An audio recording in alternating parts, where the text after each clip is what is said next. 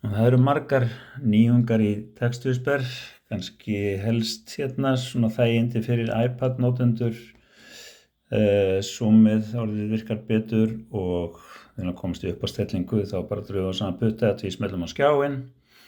Hérna svona svæp frá vinstri, það orðið þægilegra og hérna tveir sjáu litina hérna frá hægri. Ef við svæpum inn hérna efri hlutan þá erum við komin í teikni hann, getum teiknað inn, zoomað og teiknað og svo framvegis, gert eitthvað slur og svona og loka því bara og þá vistast það.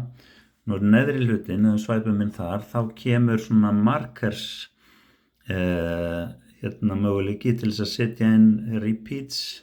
Ef við erum í löngu lagi og þurfum að fara á endurtekningar, þá það mjög þægilegt. Sýni ykkur kannski hérna öðru tæki sem eru konur í markers og einfalt að setja þá og hérna stökkva þá á kafla í laginu eins og hentar og með markers þá hægt að setja bæði fyrir prívat fyrir ykkur eða stjórnandinn getur sett inn sína markers í lagið, svipað eins og með að teikna. Þannig að sem sagt bara þægilega að svæpa inn hérna frá til þess að teikna og hérna og nota alla þá möguleika og síðan hérna í píanónu hérna niðri fyrir það sem eru til spilanlega nótur. Við sjáum að við erum hérna með Magnús Eiríksson hérna og lagið Hundur. Það eru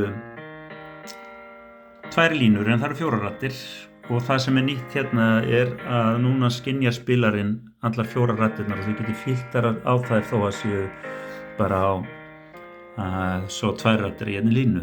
Þannig að nú heyrum við fyrsta bassa, ef ég vil heyra annan bassa hérna þá heyri ég hann. Þannig að það það sem nýtt núna. Nú getur tekið tækið filtrar á 2 raddir per línu eða hvora rödd fyrir sig.